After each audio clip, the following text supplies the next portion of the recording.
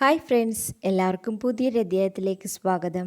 ഇന്ന് നമ്മൾ ഡിസ്കസ് ചെയ്യാൻ പോകുന്നത് ഇമ്മ്യൂണോളജിയുടെ രണ്ടാം ഭാഗമാണ്. രണ്ടാം ഭാഗത്തിൽ ആൻറ്റിബോഡി, ആൻറ്റിജൻ ഇവയുടെ സ്ട്രക്ചർ, ഫങ്ഷൻസ് ആൻഡ് ക്ലാസിഫിക്കേഷൻസ് ഇത്രയുമാണ് ഡിസ്കസ് ചെയ്യുന്നത്. ഈ ചാനൽ നിങ്ങൾ ആദ്യമായിട്ടാണ് കാണുന്നതെങ്കിൽ തീർച്ചയായും സബ്സ്ക്രൈബ് ചെയ്യുക, സപ്പോർട്ട് ചെയ്യുക. അപ്പോൾ നമുക്ക് നേരെ വീഡിയോയിലേക്ക് പോവാം. ആദ്യം തന്നെ നമുക്ക് ആൻറ്റിജൻ എന്താണ്, അവയുടെ ഫങ്ഷൻസും ഒക്കെ നോക്കാം. ആൻറ്റിജൻ എന്ന് പറയുന്നത് ഏതൊരു ഓർഗാനിസത്തിൻ്റെയും ഇമ്മ്യൂൺ സിസ്റ്റത്തിനെ ഇൻഡ്യൂസ് ചെയ്യിപ്പിച്ചിട്ട് അതിന് പറ്റിയ ഒരു റെസ്പോൺസ് ക്രിയേറ്റ് ചെയ്യാൻ പറ്റുന്ന ഏതൊരു സബ്സ്റ്റൻസിനെയും നമുക്ക് ആൻറ്റിജൻ എന്ന് പറയാം.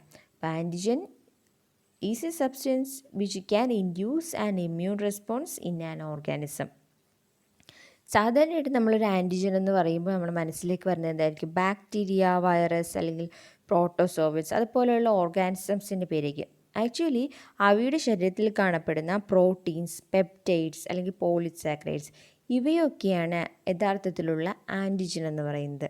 ഇത് കാണപ്പെടുന്നതോ ഈ ബാക്ടീരിയയുടെയോ വൈറസിൻ്റെയോ കോഡ്സിലോ സെൽ വോളിലോ ഫ്ലജെല്ലെ, ഫിംബ്രി ഇതുപോലെയുള്ള സ്ട്രക്ചറുകളിലാണ്, ബോഡി പാർട്സുകളിലാണ് ഈ മോളിക്യൂൾസ് എല്ലാം കാണുന്നത്. അപ്പോൾ നമ്മുടെ ശരീരത്തിലേക്ക് എൻട്രി ചെയ്ത് അല്ലെങ്കിൽ ഏതെങ്കിലും ഓർഗാനിസത്തിൻ്റെ ശരീരത്തിലേക്ക് എൻട്രി ചെയ്ത് കഴിയുമ്പോഴേക്കും ഈ മോളിക്യൂൾസാണ് നമ്മുടെ ഇമ്മ്യൂൺ സിസ്റ്റത്തിലേക്ക് ഇൻഡ്യൂസ് ചെയ്യിപ്പിച്ചുകൊണ്ട് ആ ഒരു ഇമ്മ്യൂണിറ്റി ക്രിയേറ്റ് ചെയ്യാനായിട്ട് കാരണക്കാരായി തീരുന്നത്.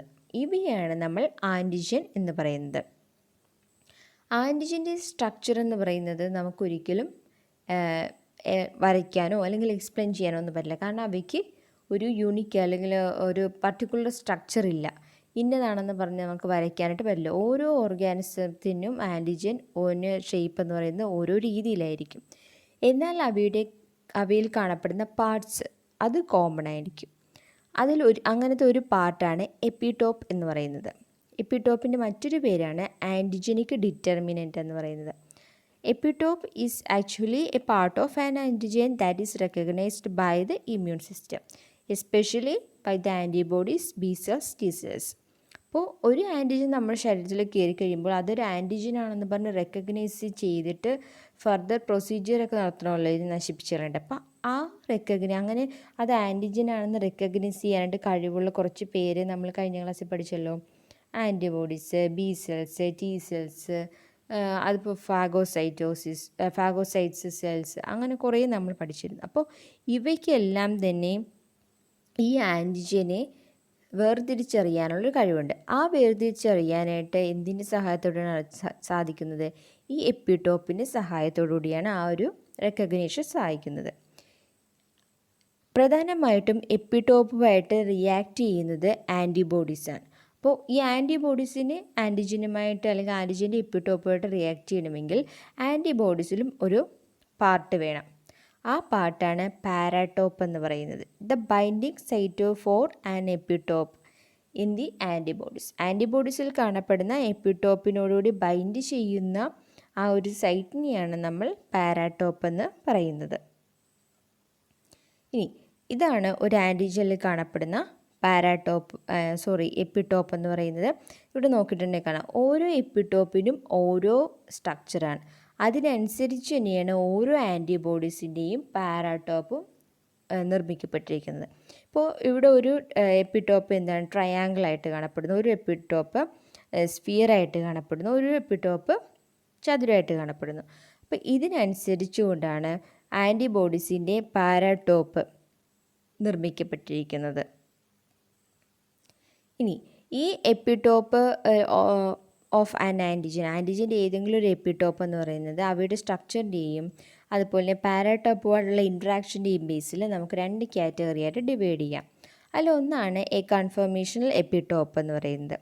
കൺഫർമേഷണൽ എപ്പിടോപ്പ് നിർമ്മിച്ചിരിക്കുന്നത് ഡിസ്കണ്ടിന്യൂസ് ആയിട്ടുള്ള അമിനോ ആസിഡ് സീക്വൻസ് വെച്ചിട്ടാണ്.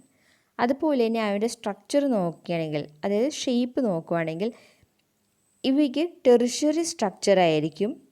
അത് ആൻറ്റിജന് പൊതുവേ ടെറിഷ്യറി സ്ട്രക്ചറായിരിക്കും. അല്ലാതെ തന്നെ ആ ഒരു എപ്പിടോപ്പായിട്ടുള്ള റീജിയണിൽ ടെറിഷ്യറി സ്ട്രക്ചറായിരിക്കും. അതുപോലെ തന്നെ 3D സർഫസ് ഫീച്ചേഴ്സിൻ്റെ ബേസിൽ. അപ്പോൾ 3D സർഫസ് ഫീച്ചേഴ്സിൻ്റെയും അതുപോലെ tertiary structure of an antigen ഇവയുടെ രണ്ടിൻ്റെയും ബേസിലും നമുക്ക് ഈ ഒരു എപ്പിടോപ്പിനെ കൺഫർമേഷണൽ എപ്പിടോപ്പ് എന്ന രീതിയിൽ പറയാൻ സാധിക്കും. മിക്ക എപ്പിടോപ്പും എന്ന് പറയുന്നത് ഇതുപോലെ കൺഫർമേഷണൽ എപ്പിടോപ്പുകളാണ്. ഇനി അടുത്ത എപ്പിടോപ്സുകളാണ് ലീനിയർ എപ്പിടോപ്പ് എന്ന് പറയും. അപ്പോൾ പേര് കേൾക്കുമ്പോൾ തന്നെ ലീനിയർ എന്ന് പറഞ്ഞാൽ ഒരു നേർരേഖയിലുള്ളതെന്ന്. ഇവിടെ ഈ അമിനോ ആസിഡ് സീക്വൻസിൽ കണ്ടിന്യൂസ് ആയിരിക്കും. നമ്മൾ കൺഫർമേഷണൽ ഡിറ്റർമിനൻസിൽ ഡിസ്കണ്ടിന്യൂസ് അമിനോ ആസിഡ്സ് ആണെങ്കിൽ ഇവിടെ ലീനിയർ എപ്പിടോപ്പിൽ കണ്ടിന്യൂസ് അമിനോ ആസിഡ്സ് ആയിരിക്കും. അതായത് line of shorts that build the protein structure. ആ പ്രോട്ടീൻ സ്ട്രക്ചറിനെ ഉണ്ടാക്കാൻ വേണ്ടിയുള്ള ലൈൻ ഓഫ് ഷോർട്സ് പോലെയാണ് ഈ അമിനോ ആസിഡ് കാണപ്പെടുന്നത്. Continuous sequence of amino acid. അതുകൂടാണ്ട് തന്നെ അവരുടെ സ്ട്രക്ചർ നോക്കുകയാണെങ്കിൽ പ്രൈമറി സ്ട്രക്ചർ ആയിരിക്കും. നമ്മളവിടെ കൺഫർമേഷനിൽ എന്താ കണ്ടത് 3D ആൻഡ് ടെർഷ്യറി സ്ട്രക്ചർ ആണെങ്കിൽ ലീനിയറിൽ പ്രൈമറി സ്ട്രക്ചറാണ് കാണുന്നത്. ഇനി അടുത്തത് antigens may be either complete or incomplete based on the nonsense of their molecule structure. ഇനി മോളിക്യൂൾ സ്ട്രക്ചർ ഓരോ ആൻറ്റിജൻ്റെയും മോളിക്യൂൾ സ്ട്രക്ചറിനെ ബേസ് ചെയ്തുകൊണ്ട് നമുക്ക് ആൻറ്റിജനെ രണ്ടായിട്ട് ഡിവൈഡ് ചെയ്യാം. ഒന്ന് കംപ്ലീറ്റ് ആൻറ്റിജൻസ് എന്നും ഒന്ന് ഇൻകംപ്ലീറ്റ് ആൻറ്റിജൻസ് അല്ലെങ്കിൽ ഹാപ്റ്റൻസ് എന്ന് പറയും. ഹാപ്റ്റൻസ് എന്നും കംപ്ലീറ്റ് ആൻറ്റിജൻസ് എന്നും പറഞ്ഞ് ഡിവൈഡ് ചെയ്യാം. ഇവിടെ നമുക്ക് ആദ്യം കംപ്ലീറ്റ് ആൻറ്റിജൻസ് നോക്കാം. ഈ complete antigen is one that is sufficient to induce a full immune response. ഒരു ഫുൾ ഇമ്മ്യൂൺ റെസ്പോൺസ് ക്രിയേറ്റ് ചെയ്യാൻ സാധിക്കുന്ന ആൻറ്റിജനെയാണ് നമ്മൾ കംപ്ലീറ്റ് ആൻറ്റിജൻ എന്ന് പറയുന്നത്. അതായത് ഇവയ്ക്ക് ഇമ്മ്യൂണോജെനിസിറ്റി ക്രിയേറ്റ് ചെയ്യാനും അതുപോലെ ആൻറ്റിജനിസിറ്റി ക്രിയേറ്റ് ചെയ്യാനും കഴിവുണ്ട്. ഇവിടെയാണ് നമ്മൾ ഇമ്മ്യൂണോജനും ആൻറ്റിജനും തമ്മിലുള്ള ആ ഒരു ഡിഫറൻസ് അറിഞ്ഞിരിക്കേണ്ടത്. ആദ്യം നമുക്ക് ഇമ്മ്യൂണോജെനിസിറ്റി നോക്കാം. Immunogenicity is the ability to stimulate the proliferation of specific lymphocytes and antibody production. ഇത് ഇമ്മ്യൂണോജെനിസിറ്റി എന്ന് പറയുന്നത് എന്താണ്?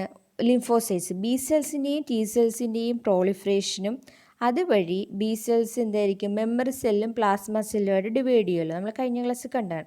അപ്പോൾ ആ പ്ലാസ്മ സെല്ല് എന്ത് പ്രൊവൈഡ് ചെയ്യുന്നുണ്ട്? ആൻറ്റിബോഡിയുടെ പ്രൊഡക്ഷൻ ഉണ്ടാക്കുന്നുണ്ട്. ഈ ഇത്രയും വരെയുള്ള പ്രോസസ്സിനെയാണ് നമ്മൾ ഇമ്മ്യൂണോജെനിസിറ്റി എന്ന് പറയുന്നത്. അപ്പോൾ ആ ഇമ്മ്യൂണോജെനിസിറ്റിയെ കൊണ്ടുവരാനായിട്ട് ആർക്ക് സാധിക്കുന്നുണ്ട്? കംപ്ലീറ്റ് ആൻറ്റിജൻസ് സഹായിക്കുന്നുണ്ട്. അതുപോലെ തന്നെ ഈ കംപ്ലീറ്റ് ആൻറ്റിജൻസിന് റിയാക്ടിവിറ്റി അല്ലെങ്കിൽ ആൻറ്റിജനിസിറ്റി നടത്താനും കഴിവുണ്ട്.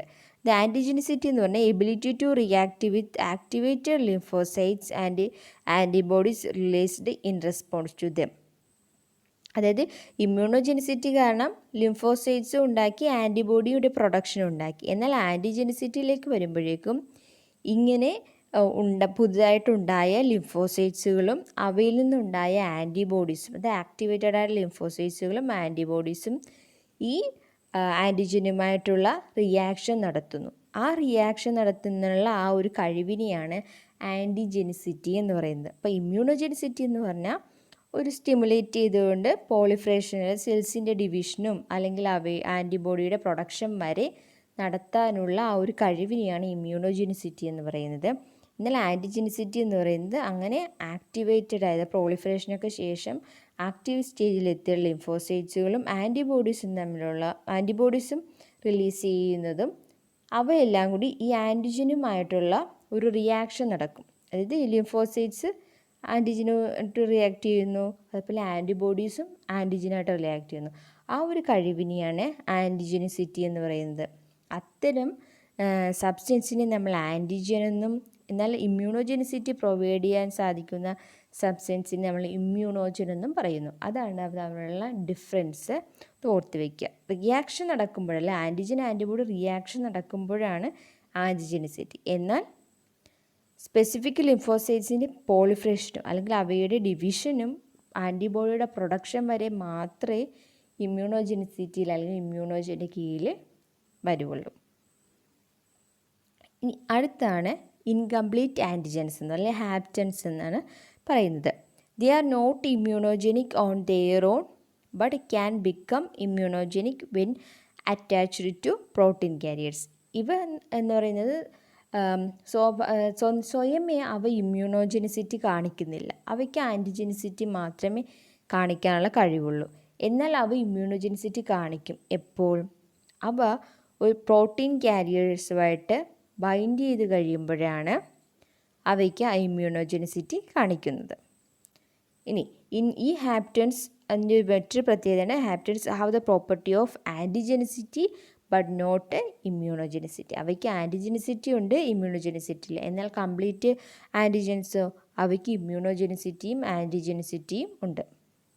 ഇനി ടു മേക്ക് എ ഹാപ്റ്റൻ ഇമ്മ്യൂണോജെനിക്, ഒരു ഹാപ്റ്റൻ അല്ലെ ഇൻകംപ്ലീറ്റ് ആയിട്ടുള്ള ആൻറ്റിജനെ എങ്ങനെ നമുക്ക് ഇമ്മ്യൂണോജെനിക് ആക്കിയെടുക്കാമെന്ന് പറഞ്ഞാൽ അതൊരു മാക്രോ മോളിക്യൂളായിട്ട് ലിങ്ക് ചെയ്യണം. ആ മാക്രോ മോളിക്യൂളിനെയാണ് നമ്മൾ കാരിയർ എന്ന് പറയുന്നത്. അങ്ങനെ ആ കാരിയർ ഹാപ്റ്റൻ കോംപ്ലക്സ് എന്ന് പറയുന്നത് ഒരു ഇമ്മ്യൂണോജനായിട്ട് ആക്ട് ചെയ്യുന്നു. ആ കോംപ്ലക്സ് എന്ന് പറയുന്നത് ഒരു ഇമ്മ്യൂണോജനായിട്ട് ആക്ട് ചെയ്തിട്ട് ആ ഇമ്മ്യൂണോജെനിസിറ്റി പ്രൊവൈഡ് ചെയ്യുകയാണ് ചെയ്യുന്നത്. അപ്പോൾ കംപ്ലീറ്റ് ആൻറ്റിജനും ഇൻകംപ്ലീറ്റ് ആൻറ്റിജൻ തമ്മിലുള്ള ഡിഫറൻസ് എന്താ? കംപ്ലീറ്റ് ആൻറ്റിജനിൽ ആൻറ്റിജനിസിറ്റി ഇമ്മ്യൂണോജെനിസിറ്റി ഉണ്ട്. എന്നാൽ ഇൻകംപ്ലീറ്റ് ആൻറ്റിജൻ അല്ലെങ്കിൽ ഹാപ്റ്റൻസിൽ ആൻറ്റിജനിസിറ്റിയേ ഉള്ളൂ, ഇമ്മ്യൂണോജെനിസിറ്റി ഇല്ല.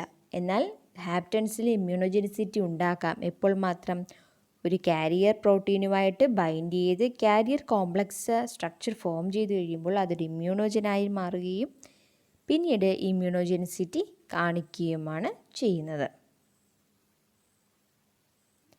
ഇനി നമുക്ക് ആൻറ്റിബോഡി നോക്കാം. ആൻറ്റിബോഡിയുടെ മറ്റൊരു പേരാണ് ഇമ്മ്യൂണോഗ്ലോബുലിൻസ് എന്ന് പറയുന്നത്. ദേ ആർ പ്രൊട്ടക്റ്റീവ് പ്രോട്ടീൻ, അതായത് ഗ്ലോബുലാർ പ്രോട്ടീനാണ്. അപ്പോൾ they are protective protein produced by the immune system in response to the presence of foreign substance called antigen. ആൻറ്റിജൻ്റെ പ്രസൻസ് എപ്പോഴാണോ ഉണ്ടാവുന്നത് ആ സമയത്ത് ഒരു റെസ്പോൺസ് അല്ലെങ്കിൽ അതിൻ്റെ പ്രസൻസ് തിരിച്ചറിഞ്ഞിട്ട് ബോഡി റെസ്പോണ്ട് ചെയ്യുന്നു എന്ന ആ രീതിയിലുള്ള ഒരു റെസ്പോൺസ് എന്നോണം ഇമ്മ്യൂൺ സിസ്റ്റം നമ്മുടെ ശരീരത്തിൽ ഉണ്ടാക്കുന്ന പ്രൊട്ടക്റ്റീവായിട്ടുള്ള പ്രോട്ടീനെയാണ്, ഏതുതരം പ്രോട്ടീൻ? ഗ്ലോബുലാർ പ്രോട്ടീനെയാണ് നമ്മൾ ആൻറ്റിബോഡി എന്ന് പറയുന്നത്. Antibodies are produced by specialized white blood cells called B cells or B lymphocytes. B lymphocytes അല്ലെങ്കിൽ ബി സെൽസ് ആണ് എന്ത് പ്രൊവൈഡ് ചെയ്യുന്നത്? ആൻറ്റിബോഡീസ്. ബി സെൽസ് പ്രോളിഫറേഷൻ നടക്കുന്ന സമയത്ത് എന്തായിട്ട് മാറുന്നുണ്ട്? മെമ്മറി സെൽസും പ്ലാസ്മ സെൽസുമായിട്ട് മാറും. ഈ പ്ലാസ്മ സെല്ലാണ് ആൻറ്റിബോഡീസിനെ നിർമ്മിക്കുന്നത്. ഇതിനെക്കുറിച്ചുള്ള ഒരു മെമ്മറി ആര് സൂക്ഷിച്ചു വയ്ക്കുന്നുണ്ട്? മെമ്മറി സെല്ല് സൂക്ഷിച്ചു വയ്ക്കുകയും ചെയ്യുന്നുണ്ട്. ഇനി സാധാരണയായിട്ട് ഹ്യൂമനിൽ കാണപ്പെടുന്ന ആൻറ്റിബോഡിയുടെ ക്ലാസ്സുകളാണ് immunoglobulin G, immunoglobulin A, immunoglobulin M, immunoglobulin D and immunoglobulin E. ഇതെങ്ങനെ ഇവയ്ക്ക് ഈ ഒരു ക്ലാസിഫിക്കേഷൻ വന്നെന്ന് പറഞ്ഞിട്ടുണ്ടെങ്കിൽ അവയുടെ ഇൻട്രാക്ഷൻസ്, പിന്നെ കൈൻഡ്സ് ഓഫ് എച്ച് ചെയിൻസ്, ഇവയുടെയൊക്കെ ബേസ് ചെയ്തിട്ടാണ് ഈ തരത്തിലുള്ള ഒരു ക്ലാസിഫിക്കേഷൻ നടത്തിയിരിക്കുന്നത്. ഇനി നമുക്ക് ഇവിടെ ആൻറ്റിബോഡിയുടെ സ്ട്രക്ചർ നോക്കാം. ആൻറ്റിബോഡിക്ക് കോമൺ ആയിട്ട് ഒരു വൈ ഷേപ്പ് സ്ട്രക്ചറാണെന്ന് പറയാം. അതായത് 4 പെപ്റ്റൈഡ് ചെയിൻസ് കൊണ്ട് നിർമ്മിക്കപ്പെട്ടിരിക്കുന്ന ഒരു വൈ ഷേപ്ഡ് സ്ട്രക്ചറാണ് ആൻറ്റിബോഡിക്ക് ഉള്ളത്. ഈ 2 പെപ്റ്റൈഡ് ചെയിനിൽ 4 പെപ്റ്റൈഡ് ചെയിനിൽ 2 എണ്ണം ലൈറ്റ് ചെയിൻസും 2 എണ്ണം ഹെവി ചെയിൻസും ആയിരിക്കും. ഈ ലൈറ്റ് ചെയിനിനെ ക്യാപിറ്റൽ എൽ വെച്ചും ഹെവി ചെയിനിനെ ക്യാപിറ്റൽ എച്ച് വെച്ചിട്ടുമാണ് ഡിനോട്ട് ചെയ്യുന്നത്. അതുപോലെ തന്നെ ഈ ചെയിന് 2 എൻഡുണ്ട്. ഒരു എൻഡ് അമിനോ ടെർമിനൽ എൻഡും ഒരു എൻഡ് കാർബോക്സിൽ എൻഡുമാണ്. സാധാരണയായിട്ട് ഈ അമിനോ ടെർമിനൽ എൻഡിലാണ് ആൻറ്റിജൻ ബൈൻഡിങ് സൈറ്റ്സുകൾ കാണപ്പെടുന്നത്. പാരടോപ്പുകൾ കാണപ്പെടുന്നതെല്ലാം ഈ അമിനോ ടെർമിനൽ സൈറ്റുകളാണ്. അപ്പോൾ ആൻറ്റിജൻ ബൈൻഡ് സൈറ്റ് എവിടെയാണ്? അമിനോ ടെർമിനൽ എൻഡിലാണ് ഉള്ളത്. നമ്മൾ ഈ 4 എച്ചിനെയും എല്ലിനെ അല്ലെങ്കിൽ ലൈറ്റ് ചെയിനെയും ഹെവി ചെയിനെയും നമുക്ക് 2 പാർട്ടായിട്ട് ഡിവൈഡ് ചെയ്യാം, അല്ലെങ്കിൽ 2 റീജിയനായിട്ട് ഡിവൈഡ് ചെയ്യാം. ഒന്ന് കോൺസ്റ്റൻറ്റ് റീജിയൻ, അതിന് സി വെച്ച് ഡിനോട്ട് ചെയ്യുന്നു. വേരിയബിൾ റീജിയൻ പി വെച്ച് ഡിനോട്ട് ചെയ്യുന്നു. അപ്പോൾ എച്ച് റീജിയനെയും എൽ റീജിയനെയും 2ആയിട്ട് ഡിവൈഡ് ചെയ്യുന്നുണ്ട്. ഇവിടെ നോക്കുമ്പോൾ കാണാം കോൺസ്റ്റൻറ്റ് റീജിയൻ ഏറ്റവും നീളം കൂടിയതാണ് ഹെവി ചെയിൻ എന്ന് പറയുന്നത്. ഇവിടെ ബ്ലൂ കളറിൽ കാണിച്ചിരിക്കുന്നത്. മറ്റേ ചെറുതായിട്ടുള്ളതിനെ ലൈറ്റ് ചെയിൻ എന്ന് പറയുന്നത്. ഈ ഹെവി ചെയിനിൻ്റെ ഒരു 1/4 ഭാഗത്തോളമായിട്ടും കോൺസ്റ്റൻറ്റ് റീജിയനാണ് കാണപ്പെടുന്നത്. അത് കഴിഞ്ഞ് ഡാർക്ക് ബ്ലൂ കളറിൽ കാണപ്പെടുന്നതാണ് വേരിയബിൾ റീജിയൻ. എന്നാൽ ലൈറ്റ് ചെയിൻ, ആ പച്ച കളറിലുള്ള ലൈറ്റ് ചെയിൻ നോക്കുമ്പോൾ അതിൻ്റെ പകുതി ഭാഗത്തോളം എന്ന് പറയുന്നതാണ് കോൺസ്റ്റൻറ്റ് റീജിയനും അതിൻ്റെ പകുതി ഭാഗം എന്താണ് വേരിയബിൾ റീജിയനുമാണ്. എന്നാൽ ഡാർക്ക് ഗ്രീനിൽ കൊടുത്തേക്കുന്നത് വേരിയബിൾ റീജിയനും അതിപ്പോൾ ലൈറ്റ് ഗ്രീനിൽ കൊടുത്തിരിക്കുന്നത് കോൺസ്റ്റൻറ്റ് റീജിയനും. ഇനി ഈ ഹെവി ചെയിനും ലൈറ്റ് ചെയിനും തമ്മിൽ ഡൈസൾഫൈഡ് ബോണ്ട് തമ്മിലുണ്ട്. ഡൈസൾഫൈഡ് ബോണ്ടുണ്ട്, അത് കോവാലൻ്റ് ബോണ്ടാണ്. അതുപോലെ തന്നെ നോൺ കോവാലൻ്റ് ഇൻട്രാക്ഷൻ ഉണ്ട്. എന്നാലും പ്രധാനമായിട്ടും കോവാലൻ്റ് ഡൈസൾഫൈഡ് ബോണ്ട്സുകളാണ് ഈ ഹെവി ചെയിനുകൾ തമ്മിലും അതുപോലെ ഹെവി ചെയിനും ലൈറ്റ് ചെയിനുകൾ തമ്മിലും പരസ്പരം പിടിച്ചു നിർത്തുന്ന ബോണ്ടിങ് സിസ്റ്റം എന്ന് പറയുന്നത്. ഇനി നമുക്കിതിനകത്ത് വേറൊരു സ്ട്രക്ചർ നോക്കാം, ഫാബ് ഫ്രാഗ്മെൻറ്റ് എന്ന് പറയുന്നത്. Fab fragment consist of amino terminal half of H chain and all of L chain. അതായത് നമ്മൾ നേരത്തെ കണ്ടപ്പോൾ ഷോർട്ടായിട്ടുള്ള എൽ ചെയിനും ഉണ്ട്, ലോങ് ആയിട്ടുള്ള ഹെവി ചെയിനും ഉണ്ട്. ഈ ഹെവി ചെയിൻ്റെ പകുതിയും എൽ ചെയിൻ്റെ ഫുള്ളും ആയിട്ടുള്ള റീജിയനെയാണ് നമ്മൾ ഫാബ് ഫ്രാഗ്മെൻ്റ് എന്ന് പറയുന്നത്. ഇനി ഇവയുടെ രണ്ടിലും എന്ന് പറഞ്ഞിട്ടുണ്ടെങ്കിൽ ഇത് ഈ ലൈറ്റ് ചെയിനും ഹെവി ചെയിനും തമ്മിൽ ജോയിൻ ചെയ്ത് കഴിയുമ്പോഴേക്കും എന്തുണ്ടാകുന്നുണ്ട്, 2 ഐഡൻറ്റിക്കൽ ആൻറ്റിജൻ ബൈൻഡിങ് സൈറ്റ്സ് ഉണ്ട്. അത് നമ്മൾ ആ ഫോട്ടോയിൽ കണ്ടായിരുന്നു. അതായത് അമിനോ ടെർമിനൽ റീജിയനിൽ ആൻറ്റിജൻ ബൈൻഡിങ് സൈറ്റുണ്ട്.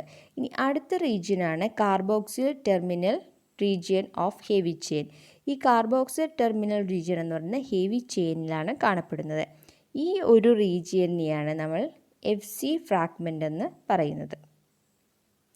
അപ്പോൾ ഫാബ് ഫ്രാഗ്മെൻ്റ് എന്ന് പറഞ്ഞാൽ എന്താണ്? ഫാബ് ഫ്രാഗ്മെൻ്റ് എന്ന് പറഞ്ഞാൽ എൽ ചെയിൻ്റെ മുഴുവനും അതുപോലെ ഹെവി ചെയിൻ്റെ പകുതി കൂടിയുള്ള ആ റീജിയനെ നമ്മൾ ഫാബ് ഫ്രാഗ്മെൻ്റ് എന്നും, എന്നാൽ ഹെവി ചെയിൻ്റെ കാർബോക്സിൽ എൻഡ് വരെയുള്ള ആ ഭാഗത്തെയാണ് നമ്മൾ FC ഫ്രാഗ്മെൻ്റ് എന്ന് പറയുന്നത്. പകുതി ബാക്കി ഭാഗം ഉണ്ടല്ലോ ഹെവി ചെയിൻ്റെ, ആ പകുതി ഭാഗത്തെ FC ഫ്രാഗ്മെൻ്റ് എന്ന് പറയുന്നു. ആ FC ഫ്രാഗ്മെൻറ്റിൽ ഒരിക്കലും ലൈറ്റ് ചെയിൻ വരുന്നതില്ല. ഇനി നമ്മൾ ഇമ്മ്യൂണോഗ്ലോബുലിൻ എയും ഇമ്മ്യൂണോഗ്ലോബുലിൻ ബാക്കി D, E, G, M ഇത്ര വരെയുള്ളതിൻ്റെയൊക്കെ ഫങ്ഷൻസും അവ എവിടെയാണ് കാണപ്പെടുന്നതിന് അവരുടെ സ്ട്രക്ചറൊക്കെ നോക്കാം. ആദ്യം നമുക്ക് ഇമ്മ്യൂണോഗ്ലോബുലിൻ എ നോക്കാം. ഇവിടുത്തെ കാണപ്പെടുന്നത് mucosa, saliva, tears, breast milk. ഏറ്റവും ഇമ്പോർട്ടൻ്റ് ആയിട്ട് ഓർത്ത് വയ്ക്കുന്നതാണ് ബ്രസ്റ്റ് മിൽക്കിൽ. ഫസ്റ്റ് ബ്രസ്റ്റ് മിൽക്കായ കൊളസ്ട്രോളിൽ കാണപ്പെടുന്ന ഒരു ആൻറ്റിബോഡിയാണ് ഇമ്മ്യൂണോഗ്ലോബുലിൻ എ എന്ന് പറയുന്നത്. ഇതിൻ്റെ പ്രധാന ഫങ്ഷൻ എന്ന് പറയുന്നത് inhibits bacteria adhering to the host cells, prevents bacteria forming colonies on mucus membrane. അതായത് ബാക്ടീരിയയിലെ കോളനിയുടെ ഫോർമേഷനെയും അതുപോലെ തന്നെ ഹോസ്റ്റ് സെൽസിൽ ബാക്ടീരിയ അറ്റാച്ച് ചെയ്ത് നിൽക്കുന്നതിനെയൊക്കെ പ്രിവെൻറ്റ് ചെയ്യാനായിട്ട് സഹായിക്കുക എന്നതാണ് ഇമ്മ്യൂണോഗ്ലോബുലിൻ എയുടെ പ്രധാന ഫങ്ഷൻ എന്ന് പറയുന്നത്. ഇതിന് ഏകദേശം ആൻറ്റിജൻ ബൈൻഡിങ് സൈറ്റുകൾ 2 മുതൽ 4 വരെ ആൻറ്റിജൻ ബൈൻഡിങ് സൈറ്റുകൾ കാണാം. അപ്പോൾ ഇവിടെ കൊടുത്തിരിക്കുന്ന പിക്ചറിൽ തന്നെയുണ്ട് 4 ആൻറ്റിജൻ ബൈൻഡിങ് സൈറ്റുകൾ നമുക്കിതിൽ കാണാം. അപ്പോൾ 2 മുതൽ 4 വരെ ആൻറ്റിജൻ ബൈൻഡിങ് സൈറ്റ് ഉണ്ട്. ബ്രസ്റ്റ് മിൽക്ക് കാണുന്ന ഒന്നാണ് ഇമ്മ്യൂണോഗ്ലോബുലിൻ എ എന്ന് പറയുന്നത്. ബാക്ടീരിയയെ കോളനി ഫോം ചെയ്യുന്നതിൽ നിന്നും ബാക്ടീരിയ ഹോസ്റ്റ് സെല്ലിൽ പിടിച്ചു നിൽക്കുന്നതിനാൽ അറ്റാച്ച് ചെയ്യുന്നതിനെയൊക്കെ പ്രിവെൻറ്റ് ചെയ്യുകയാണ് ഇമ്മ്യൂണോഗ്ലോബുലിൻ എയുടെ ഫങ്ഷൻ. വളരെ ഇമ്പോർട്ടൻ്റ് ആയിട്ടുള്ള ഒരു ഇമ്മ്യൂണോഗ്ലോബുലിനാണിത്. ഇനി അടുത്തത് immunoglobulin D. Part of the B cell receptor activate basophils and mast cells. നമ്മൾ കഴിഞ്ഞ ക്ലാസ്സിൽ ബേസോഫിൽസും മാസ്റ്റ് സെൽസൊക്കെ കണ്ടിരുന്നു. അപ്പോൾ അവയൊക്കെ ആക്ടിവേറ്റ് ചെയ്യിക്കാനായിട്ട് സഹായിക്കുക. അതുപോലെ തന്നെ ബി സെൽ റിസെപ്റ്ററിൻ്റെ ഒരു പാർട്ടായിട്ട് ആക്ട് ചെയ്യുന്നതും ഈ ഇമ്മ്യൂണോഗ്ലോബുലിൻ ഡി ആണ്. ഇമ്മ്യൂണോഗ്ലോബുലിൻ ഡിക്ക് ആൻറ്റിജൻ ബൈൻഡിങ് സൈറ്റ് 2 മാത്രമേ ഉള്ളൂ. ഇനി immunoglobulin E. It protects against parasitic worms responsible for allergic reactions. Allergic reactions, എല്ലാവിധത്തിലുള്ള അലർജിക് റിയാക്ഷൻസിനും കാരണമായി തീരുന്ന ഇമ്മ്യൂണോഗ്ലോബുലിൻ ഇ എന്ന് പറയുന്നത് അല്ലെങ്കിൽ ആൻറ്റിബോഡി എന്ന് പറയുന്നത് ഇമ്മ്യൂണോഗ്ലോബുലിൻ ഇ ആണ്. അതുപോലെ തന്നെ വേം ഇൻഫെക്ഷൻസിനെതിരെയൊക്കെ പ്രൊട്ടക്റ്റ് ചെയ്യുന്നതും ഇമ്മ്യൂണോഗ്ലോബുലിൻ ഇ ആണ്. ഇവിടെ ആൻറ്റിജൻ ബൈൻഡിങ് സൈറ്റ് എന്ന് പറയുന്നത് 2 മാത്രമേ ഉള്ളൂ. ഇനി അടുത്തത് ഇമ്മ്യൂണോഗ്ലോബുലിൻ ജി ആണ്. It's secreted by plasma cells in the blood able to cross placenta to the foetus. അമ്മയിൽ നിന്നും കുഞ്ഞിലേക്ക്, അതായത് പ്ലാസെൻറ്റ വഴി വരുന്ന ഒരേ ഒരു ആൻറ്റിബോഡിയാണ് ഇമ്മ്യൂണോഗ്ലോബുലിൻ ജി എന്ന് പറയുന്നത്. ഇമ്മ്യൂണോഗ്ലോബുലിൻ എ പോലെ തന്നെ വളരെ ഇമ്പോർട്ടൻ്റ് ആയിട്ടുള്ളതാണ്. നമ്മുടെ പാസീവ് ഇമ്മ്യൂണിറ്റിക്ക് ഒരു എക്സാമ്പിൾ കൂടിയാണ് ഇമ്മ്യൂണോഗ്ലോബുലിൻ എയുടെയും ഇമ്മ്യൂണോഗ്ലോബുലിൻ ജിയുടെയും ട്രാൻസ്ഫർ. അപ്പോൾ ഇമ്മ്യൂണോഗ്ലോബുലിൻ ജിക്കും 2 ആൻറ്റിജൻ ബൈൻഡിങ് സൈറ്റ് മാത്രമേ കാണപ്പെടുന്നുള്ളൂ. ഇനി അടുത്താണ് ഇമ്മ്യൂണോഗ്ലോബുലിൻ എം എന്ന് പറയുന്നത്. ഇമ്മ്യൂണോഗ്ലോബുലിൻ എം കാണപ്പെടുന്നത് ബ്ലഡ്, അതുപോലെ തന്നെ ടിഷ്യൂ ഫ്ലൂയിഡ്. ഇവയ്ക്ക് ഒരിക്കലും പ്ലാസെൻറ്റയിൽ കൂടി ക്രോസ് ചെയ്യാൻ പറ്റില്ല. ഇവയ്ക്ക് എപ്പോഴും ബ്ലഡ് വഴിയോ അല്ലെങ്കിൽ ടിഷ്യൂ ഫ്ലൂയിഡ് വഴിയോ മാത്രമേ ഇത് ട്രാൻസ്ഫർ ചെയ്യാനായിട്ട് സാധിക്കുള്ളൂ. ഇത് പിന്നെ may be attached to the surface of B cells, അല്ലെങ്കിൽ ബി സെൽസിനോട് അറ്റാച്ച് ചെയ്ത് കാണപ്പെടാം. അതുപോലെ തന്നെ ബ്ലഡിൽ കാണപ്പെടാം. ഇവയുടെ ഫങ്ഷൻ എന്ന് പറഞ്ഞാൽ responsible for early stages of immunity. ഇമ്മ്യൂണിറ്റിയുടെ ഏർലി സ്റ്റേജസിലുള്ള ആക്ടിവിറ്റി എല്ലാം പ്രൊവൈഡ് ചെയ്യുകയാണ് ഇമ്മ്യൂണോഗ്ലോബുലിൻ എമ്മിൻ്റെ ഫങ്ഷൻ എന്ന് പറയുന്നത്. ഇവയ്ക്ക് ഏകദേശം 10 ആൻറ്റിജൻ ബൈൻഡിങ് സൈറ്റുകളാണ് ഉണ്ടാകുന്നത്. ഇവിടെ ഈ സ്ട്രക്ചർ ഉണ്ടല്ലോ, ഈ സ്ട്രക്ചറിനെ പറയുന്ന പേരാണ് പെൻഡാമർ എന്ന് പറയുന്ന സ്ട്രക്ചർ. അപ്പോൾ ഏകദേശം 10 ആൻറ്റിജൻ ബൈൻഡിങ് സൈറ്റ് ഉണ്ട്. ഇവിടെ സ്ട്രക്ചറിൻ്റെ പേരെന്താണ്? പെൻഡാമർ എന്ന് പറയുന്ന സ്ട്രക്ചറാണ്. അപ്പോൾ ഇത്രയുമാണ് ഹ്യൂമൻ ബീയിങ്ങിൽ കാണപ്പെടുന്ന ആൻറ്റിബോഡീസുകളും അവയുടെ പ്രോപ്പർട്ടിയും സ്ട്രക്ചറും.